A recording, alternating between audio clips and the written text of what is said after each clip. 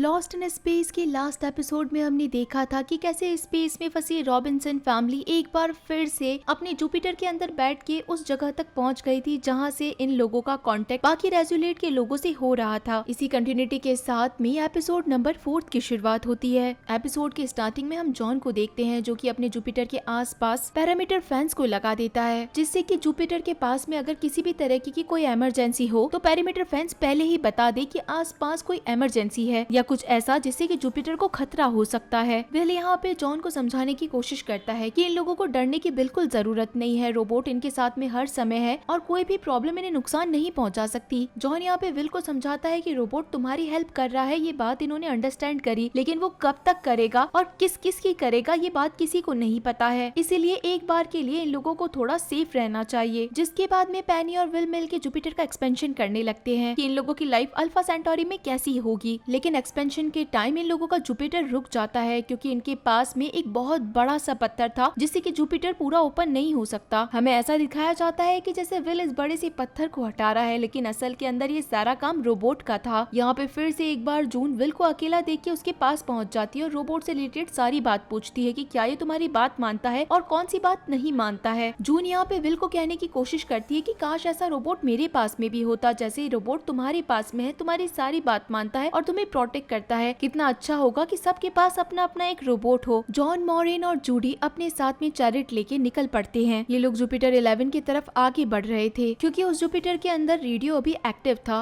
और उनके रेडियो से शायद ये लोग आगे की तरफ सिग्नल भी भेज सके। जुपिटर 11 के अंदर पहले से ही कुछ लोग मौजूद थे, ये लोग भी साइंटिस्ट और डॉक्टर ही थे। इसी जुपिटर के अंदर से डॉन वेस्ट बाहर निकलता है। डॉन वेस्ट को भी रेस्क्यू कर लिया गया था और डॉन ने अपने साथ में अपनी मुर्गी को भी रेस्क्यू किया। डॉन ने यहाँ पे एक मेडिकल हेल्प मांगी थी, इसी कारण रॉबिन्सन अपने साथ में जूडी को लेकर आए थे। जूडी आते ही पेशेंट के बारे में पूछती है और डॉन अपने साथ में जूडी को लेके एंजेला तक पहुंच जाता है। एंजेला की हालत खराब थी और अब तक भी उसने एक शब्द नहीं बोला था। यह नाव को, जो कि एक पायलट थी, वो रॉबिन्सन को बताती है कि इन लोगों को टोटल 63 सर्वाइवर मिल चुके हैं, लेकिन मरने वालों का काउंट 27 है। नाव को कहती है कि 12 जुपिटर अब तक इस प्लेनेट पे लैंड कर चुके हैं और तुम्हारा जुपिटर मिला के 13। जिस ईल ने रॉबिन्सन फैमिली के जुपिटर को पूरी तरीके से खराब किया था और उनका फ्यूल खाया था, उसी ईल ने बाकी सारे जुपिटर्स के साथ में भी ऐसा ही किया। इसी के कारण यहाँ का कोई भी जुपिटर आगे के लिए टेक ऑफ नहीं कर पाया। नायको यहाँ आके रॉबिन्सन को बताती है कि रेजुलेट इन लोगों की रेंज में ही है। कैप्टन रेडिक यहाँ से रेजुलेट की सारी कंडीशन ब्रॉडकास्ट करके बता रहे हैं। नायको फिर से रेजुलेट से बात करने की कोशिश करती है, लेकिन वापस से कोई जवाब नहीं आ पा रहा था। जॉन जब इस प्लेनेट को अच्छी तरीके से देख रहा था तो कई सारे जुपिटर उसे दिखाई दे रहे थे, लेकिन उनमें से एक अननोन एंटिटी ऐसी भी थी जो कि बहुत अलग दिख रही थी। मॉरिन और बाकी लोगों के देखने पे पता चलता है कि ये असल के अंदर रेजुलेट का एक हिस्सा है। तब मॉरिन और जॉन कहते हैं कि ये लोग वहाँ जाएंगे और जाके पता लगाएंगे कि आखिर यहाँ पे क्या चीज पड़ी है। वहाँ जाने के बाद शायद इन्हें कुछ ऐसा भी मिल सकता है जिससे कि ये रेजुलेट में पूरी तरीके से कांटेक्ट कर पाए। डॉन को पहले से ही पता था कि वो हिस्सा कहाँ पर है, इसी के कारण वो रॉबिन्सन फैमिली के साथ जाने की जिद करता है। रॉबिन्सन कपल अपने साथ में डॉन को साथ ले जाते हैं। अब यहाँ पे जूडी एंजेला को कंफर्ट करने की कोशिश करती है, जिसके बाद एंजेला बात करने लगती है और इसी के साथ में वो घाव भी दिखाती है। ये चीज देख के तो जूडी भी डर गई थी कि आखिर ऐसा घाव हुआ कैसे। जब जूडी इसका रीजन पूछती है तब एंजेला यहाँ पे बताना शुरू करती है कि रेजुलेट पे किसी का हमला हुआ था और रेजुलेट पे किसी तरीके का एक्सीडेंट नहीं हुआ था, बल्कि वो एक ऐसा अटैक था जो कि जानकर किया गया था। एंजेला यहाँ पे रोबोट के बारे में बताती है कि कैसे वहाँ पे रोबोट घुस आया था, एक ऐसा एलियन रोबोट जिसने किसी को भी जिंदा नहीं छोड़ा, जिसके फेस पे रेड लाइट थी और उसके हाथ भी 4-4 थे। इतना सुनना जूडी के लिए काफी था क्योंकि उसे पता चल गया था कि ये रोबोट और कोई नहीं, विल के साथ में रहने वाला रोबोट है। जूडी वहाँ से अकेले ही चैरियट लेके जुपिटर की तरफ जाती है। यहाँ विल मिट्टी के ऊपर कुछ बनाने लगता है, ऐसी पेंटिंग जिससे कि वो समझाता है कि ये क्या चीजें हैं। रोबोट भी यहाँ पर कुछ बनाता है। ये चीज भी विल रिकॉर्ड करता है कि पहली बार किसी एलियन रोबोट ने कोई आर्ट बनाया है और उसका एविडेंस विल के पास में है। रोबोट ने असल के अंदर एक डेंजर ड्रॉ किया था। जूडी वहाँ आते ही विल से पूछती है कि आखिर ये तुम्हें कहाँ पर मिला था, क्या तुम्हें इसके बारे में सारी सच्चाई पता है और सच्चाई पता होने के बावजूद भी तुमने इसे अपने साथ क्यों रखा है। विल यहाँ पर कुछ भी नहीं बोलता। इसका मतलब था कि पहले से ही विल को पता था कि रेजुलेट पे जिसने हमला किया था वो यही रोबोट था। जूडी यहाँ पे बहुत गुस्सा हो जाती है कि ये बात हमें अपने पेरेंट्स को बतानी ही पड़ेगी, हम इस रोबोट को ऐसे अपने साथ में नहीं रख सकते हैं, न जाने ये फिर से किसको नुकसान पहुंचा दे। विल समझाने की बहुत कोशिश करता है कि ये रोबोट बदल चुका है, ये पहले जैसा नहीं रहा है, लेकिन जूडी कुछ भी नहीं समझती और कहती है कि मैं अभी जाके पेरेंट्स को बताने वाली हूँ। जूडी जैसे ही पेरेंट्स से कांटेक्ट करने वाली थी कि तभी विल आके सारी कम्युनिकेशन को ड्रॉप कर देता है। विल यहाँ यहाँ पे कुछ सामान को पैक करने लगता है ताकि वो रोबोट को एक सही जगह पे और सेफ जगह पे रख सके। जून ने यहाँ पे उस जगह को देख लिया था जहाँ पे विल जाने वाला था और विल के जाते ही जून यहाँ पे उस गन को भी चुरा लेती है जो कि विल ने बेड के नीचे रखी थी। यहाँ विल अपने साथ में रोबोट को लेके जाने लगता है। तब जूडी और पेनी अपने भाई को अकेला नहीं जाने दे सकती थी, इसी कारण वो दोनों भी साथ चलती है। जूडी पूछने लगती है कि तुम आखिर इस रोबोट को कहाँ पे छोड़ोगे, ये कहीं पे भी जाएगा तो तुम्हारे पीछे पीछे आएगा। तब विल समझाता है कि पास में ही मैंने केव देखी है, वो काफी सेफ लग रही है मुझे और मैं रोबोट को वहाँ पे छोड़ दूंगा और उसे मना कर दूंगा कि मेरे पीछे मत आना। ये बातें जूडी अंडरस्टैंड करती है और पेरेंट्स को नहीं बताने के बारे में सोचती है। मॉरियन यहाँ पे अपने हस्बैंड जॉन और डॉन के साथ में रेजुलेट तक पहुँच जाती है, लेकिन यहाँ पे रेजुलेट का एक ऐसा हिस्सा टूटा था जिसके ऊपर पहले से ही अटैक हो रखा था और अटैक होने के कारण ही वो हिस्सा रेजुलेट से टूट के इस प्लेनेट पे गिर गया। यहाँ पे विल जब अपनी बहनों के साथ और रोबोट के साथ इस प्लेनेट से जंगल के थ्रू जा रहा था तो इन्हें पता चलता है कि क्लैप करने पे यहाँ पे कुछ ऐसे फ्लावर्स हैं जो कि अपने आप ब्लूम करने लगते हैं और अगर यहाँ पे कुछ डेंजर होता है तो ये अपने आप ही मुरझा जाते हैं। ये चीज रोबोट भी सीख लेता है और इतने जोर से क्लैप करता है कि यहाँ के सारे फ्लावर्स ब्लूम करते हैं। जूडी ने यहाँ पे ये भी देखा कि कैसे रोबोट विल से बहुत प्यार करता है, वो विल की कई सारी चीजों को समझता है और विल के साथ रहना चाहता है। साथ ही पेनी अपनी आंखों के सामने एक बहुत ब्यूटीफुल सा वाटरफॉल देखती है। इन्हें किसी तरीके की आवाज आती है और ये लोग उस जगह से फटाफट निकलने लगते हैं। एक बड़ा सा क्रीचर इन लोगों के सामने आ गया था, लेकिन रोबोट के होने से वो क्रीचर वहाँ से भाग जाता है। डेंजर होने पे रोबोट की ऑटोमेटिकली फेस लाइट रेड हो जाती है, मानो कि रोबोट उस क्रीचर को भगा के जीत गया था। इसी के कारण वो विल से सीखा हुआ जेस्चर करता है, यानी कि अपने हाथों को ऊपर करना। मॉरिन अब यहाँ पे रेजुलेट के अंदर कुछ सामानों को ढूंढ रही है कि अगर उसे कोई सिंथेसाइजर मिल जाए तो इन लोगों को सामान मिलने के बजाय विस्की मिलती है। डॉन यहाँ पर एक वेंडर के जैसे काम कर रहा था जो कि सामानों को इलीगल तरीके से अल्फा सेंटोरी पहुंचाना चाहता था। मॉरिन को यहाँ पे पता चलता है कि रेजुलेट की सैटेलाइट डिस्क यहाँ पे टूट चुकी है। यही रीजन था कि वापस से इन लोगों के पास किसी का भी कांटेक्ट नहीं पहुंच रहा था और इसी डिस्क के टूटने से सिग्नल भी किसी को नहीं मिल रहे थे। जब विल अपने साथ में रोबोट को लेके जा रहा था तो ये लोग अपनी आंखों के सामने कई और सारे सर्वाइवर्स को देखते हैं जो कि जुपिटर से निकल के किसी सेफ जगह पे जा रहे थे, लेकिन ये लोग अगर रोबोट को देख लेते तो वहीं पे हंगामा कर देते। इसी के कारण ये लोग रोबोट के साथ में ही छुप जाते हैं। आगे बढ़ने से पहले ही इस कॉलोनी के कैप्टन विक्टर का बेटा इन लोगों को देख लेता है और साथ में वो रोबोट को भी देख लेता है, लेकिन ये लोग उस लड़के से डील करते हैं कि चाहे कुछ भी हो जाए ये लड़का कॉलोनी वालों को रोबोट के बारे में नहीं बताए। वैसे भी ये लोग रोबोट को किसी सेफ जगह पे छुपाने के लिए जा रहे हैं। पेनी के पास में इस लड़के का एक लेटर लग जाता है, इसी लेटर के बदले ये लोग डील करते हैं। हम देखते हैं कि जून भी इन बच्चों का पीछा कर रही थी। फाइनली ये लोग उस केव तक पहुंच चुके थे। इन लोगों के पास में अपने पेरेंट्स का कॉल आता है और मॉरियन यहाँ पे जूडी को कहती है कि शायद ये लोग जिस जगह पे फंसे हैं वहाँ से वापस लौटने में इन्हें रात हो जाए तो ये लोग अगली सुबह तक वहाँ पहुँच जाएंगे। तब यहाँ पे विल जूडी से कहता है कि क्या हम लोग भी यहाँ आज रात रुक सकते हैं, शायद ये आखिरी रात होगी जब विल रोबोट के साथ में रहेगा और जूडी भी इस बात के लिए मान जाती है। इस प्लेनेट पे कई सारी ब्यूटीफुल चीजें देखने को मिलती है। रात होने पे ये सारे बच्चे अपने आंखों के सामने ऐसे छोटे छोटे से इंसेक्ट देखते हैं जो कि शाइन कर रहे थे, ऐसा शाइन जो कि अपने अर्थ पे रहने वाले इंसेक्ट नहीं करते हैं। जॉन और मॉरियन जिस जगह पे बैठे थे उसी जगह के ऊपर रेजुलेट का एक हिस्सा आके इन दोनों के ऊपर गिरता है। अच्छा हुआ कि वो एक कैप जैसा था ताकि इन लोगों के ऊपर कुछ नहीं गिरा और ये दोनों उसके अंदर फंस जाते हैं। मदद के लिए ये लोग डॉन को बोलते हैं। हमें यहाँ पे पहले से ही पता था कि मॉरियन और जॉन के बीच में रिलेशन अच्छा नहीं चल रहा है, इन लोगों का रिलेशन डाइवोर्स तक पहुंच चुका था। इसके पीछे एक रीजन था कि मॉरियन को एक लेटर मिला था, वो लेटर जिसके ऊपर जॉन की पहले से ही परमिशन थी हर मिशन के ऊपर जाने की। जॉन अपनी फैमिली को चुनने की बजाय आर्मी के मिशंस को पहले चूज करता था। शायद जॉन उनमें से कुछ मिशंस पे जाना ड्रॉप भी कर सकता था और अपने बच्चों के साथ टाइम स्पेंड भी कर सकता था, लेकिन ऐसा नहीं करने से मॉरियन को बहुत बुरा लगा। केव के अंदर पेनी एक चीज एक्सप्लोर करती है कि यहाँ पे जिस तरीके की सैंड है वही सैंड अर्थ पे भी मिलती है और उसे गीला करने पे वो दीवार पे आराम से लिख भी सकती है। वो जूडी को बताती है कि ऐसे ही पुराने लोग किया करते थे। अर्थ के अंदर अगर कोई केव मिलती है और अगर उसमें किसी तरीके की पेंटिंग होती है तो वो एक आर्ट माना जाता है, एंशिएंट आर्ट। इसी तरीके से पेनी भी यहाँ पे अपना नाम लिख के, अपने फैमिली का नाम लिख के इस प्लेनेट पे एक आर्ट बनाना चाहती है। लास्ट के अंदर वो अपनी पूरी फैमिली के हाथ उस मिट्टी से बड़े से पत्थर के ऊपर लगवा देती है। जूडी रात में देखती है कि कैसे रोबोट भी अपने आप को रॉबिन्सन फैमिली को अपना एक हिस्सा मानता है। वो अपने हाथ में भी मिट्टी लगा के अपने हाथ का साइन उस पत्थर पे लगा देता है। सुबह होने पे डॉन डिस्क के उस हिस्से को काट देता है जहाँ से वो मॉरियन और जॉन को बाहर निकाल पाए। सुबह होने के साथ में अब विल को भी रोबोट को वहीं छोड़ के जाना था। रोबोट पीछे पीछे आने लगता है लेकिन विल उसे वहीं रोक देता है और कहता है कि तुम्हें पीछे नहीं आना है। गाइस सीरियसली एक बहुत ही इमोशनल सीन था। ये तीनों बच्चे जब वहाँ से जा रहे थे तो ये सारी चीज जून माउंटेन के ऊपर बैठ के आराम से देख रही थी। रिटर्न आते टाइम मॉरिन से कैप्टन विक्टर कांटेक्ट करता है। विक्टर यहाँ पे मॉरिन को बताता है कि वो रेजुलेट से कांटेक्ट करने की कोशिश कर रहा है, लेकिन वो ऐसा नहीं कर पा रहा है, जिसका रीजन मॉरिन बताती है कि वो अभी अभी रेजुलेट के उस हिस्से पे जाकर आई है जहाँ पे उसने टूटी हुई डिस्क को देखा है। इसी के कारण किसी को भी सिग्नल नहीं मिल रहा है। विक्टर कहता है कि अब हमें कोई दूसरा रास्ता सोचना पड़ेगा रेजुलेट से कांटेक्ट करने के लिए। विक्टर कहता है कि हमारे साथ जितने भी लोग बचे हैं उन सबको लेके हम तुम्हारे जुपिटर की तरफ पहुंच रहे हैं। जब मॉरिन और जॉन अपने जुपिटर पे पहुंचने लगते हैं तब तक यहाँ पे बच्चे नहीं पहुंचे थे और एकदम से बच्चे आके बैठ जाते हैं कि मानो वो कहीं पे गए ही ना हो और रात भर यहीं पे हो। जॉन यहाँ पे रोबोट के बारे में पूछता है तो विल कहता है कि वो आस पास ही होगा और जूडी भी कहती है कि हाँ वो इधर किधर ही होगा। विल को इस चीज की खुशी मिलती है कि जूडी ने अब तक जॉन को कुछ नहीं बताया। अब जैसा कि जून की आदत है कि हर किसी को इन्फ्लुएंस करना, इसी कारण वो रोबोट के पास में भी पहुंच जाती है और उसे कहती है कि कैसा हो अगर तुम्हें सब लोग धोखा दे दे तब तुम कहाँ जाओगे। मुझे भी एक ऐसे रोबोट की जरूरत है जो कि हर समय मेरा प्रोटेक्शन करे और ऐसा ही मैं तुम्हारे लिए भी कर सकती हूँ। अगर तुम मेरे साथ में रहोगे तो मैं तुम्हें कभी नहीं छोड़ूंगी। जिस तरीके से रोबोट हमें दिख रहा था ऐसा लग रहा था कि वो जून की बातों में आ गया है और एक तरीके से जून ने रोबोट को समझा दिया, लेकिन फिर भी ये रोबोट तो रोबोट ही है क्योंकि वो विल का दोस्त है। और इसी के साथ गाइस ये शानदार एपिसोड यहीं पे खत्म हो जाता है। तो क्या ये रोबोट वापस विल के पास पहुंच जाए और सारे सर्वाइवर्स को इस रोबोट के बारे में पता चल जाएगा? ये तो गाइस हमें अगले एपिसोड में ही पता चलेगा। तो चलिए फिर मिलते हैं आप सभी लोगों से नेक्स्ट एपिसोड में, तब तक के लिए टाटा।